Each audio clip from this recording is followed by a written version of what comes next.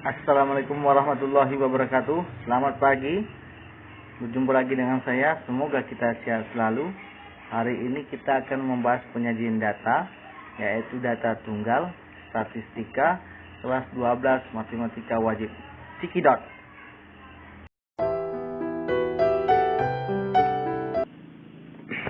Statistika. Statistika adalah ilmu yang mempelajari mulai dari mengumpulkan dan mengolah data untuk disusun, disajikan, kemudian dianalisa dan disimpulkan secara teliti dan benar. Untuk menyajikan data, biasanya data dibagi dua, yaitu data tunggal dan data berkelompok. Penyajian data tunggal diantaranya, yang pertama, tabel. Penyajian data tunggal dalam bentuk tabel biasa disebut frekuensi tunggal, karena langsung melibatkan frekuensinya masing-masing. Contohnya, misalkan diberikan data berikut. Akan kita buat dalam bentuk tabel, maka harus dibuat dua kolom. Kolom pertama adalah kolom nilai, sedangkan yang kedua adalah kolom frekuensi. Kolom nilai diisi dengan angka 9, 12, 17, dan 23.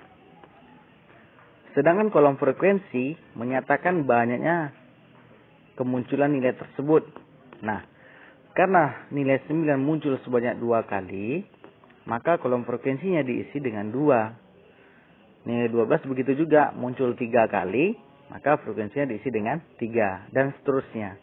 Dengan penyajian data menggunakan tabel, kita tahu dengan pasti frekuensi dari setiap nilai, misalkan data yang bernilai 12 adalah 3 buah, dan seterusnya. Yang kedua, diagram batang. Diagram batang adalah cara penyajian data dengan menggambarkannya dalam bentuk batang atau kotak pada interval tertentu di bidang kartesius. Sumbu X biasanya menyatakan nilai, sedangkan sumbu Y menyatakan frekuensinya.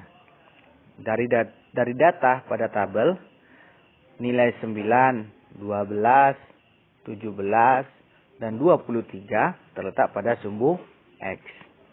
Karena nilai 9 ada 2, maka dibuatlah persegi panjang setinggi 2. Demikian juga nilai 12 ada 3, maka dibuat persegi panjang setinggi 3. Dan seterusnya.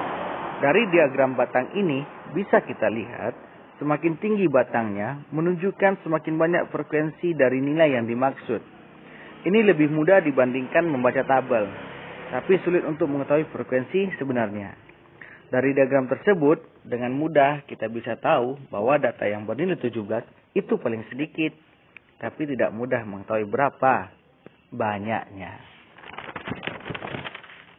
Yang ketiga, diagram garis.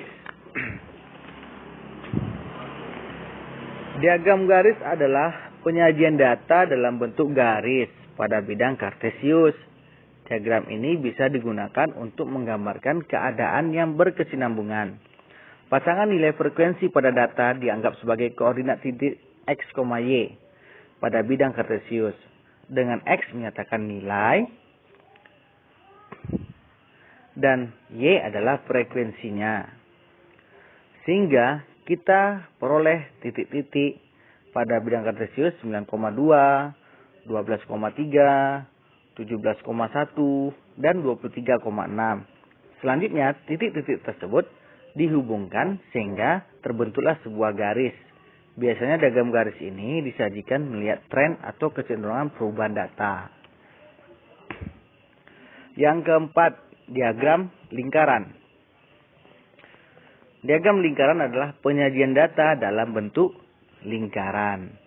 Untuk membuatnya, terlebih dahulu kita tentukan besar sudut pusat lingkaran untuk setiap nilai keseluruhan data dengan cara sudut A sama dengan banyaknya A dibagi dengan jumlah keseluruhan data dikali 360 derajat. Dari data pada tabel diperoleh data sebanyak 12. Sehingga untuk menentukan besar sudut dari masing-masing nilai adalah sebagai berikut. Sudut nilai 9 sama dengan 2/12 kali 360 derajat sama dengan 60 derajat. Nah, itu gambarnya. Sudut nilai 12 sama dengan 3/12 kali 360 derajat sama dengan 90 derajat. Nah, kita gambar pada diagram lingkaran. Dan seterusnya. Biasanya setiap nilai ini diwakili dengan warna yang berbeda. Dengan demikian, diagram lingkarannya sebagai berikut. Ini mirip dengan diagram batang. Secara visual, kita lebih mudah menentukan nilai mana yang paling banyak dengan membandingkan luas potongan lingkaran. Dari diagram tersebut, nilai 23 adalah paling banyak karena luasnya paling besar. Selanjutnya, diagram batang daun. Kita bisa membuat diagram batang daun dengan cara membuat tabel yang terdiri dari 2 kolom. Kolom pertama batang dan kolom kedua adalah daun. Selanjutnya kolom batang diisi dengan angka puluhan. Untuk angka 9, angka puluhannya adalah 0. Untuk nilai 12, angka puluhannya adalah 1. Untuk nilai 23, angka puluhannya adalah 2. Kolom daun diisi dengan angka satuan dan bisa diisi beberapa angka. Untuk nilai 9, satuannya adalah 9. Karena angka 9 ada 2, maka angka 9 ditulis 2 kali pada kolom daun. Untuk nilai 12, angka satunya adalah 2. Karena angka 12 muncul 3 kali, maka angka 2 ditulis 3 kali. Begitu juga angka 17, dan seterusnya.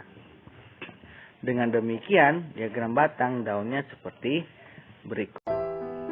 Baik, sekian dulu materi kita pada kali ini tentang pola dari tunggal. Semoga bermanfaat. Assalamualaikum warahmatullahi wabarakatuh.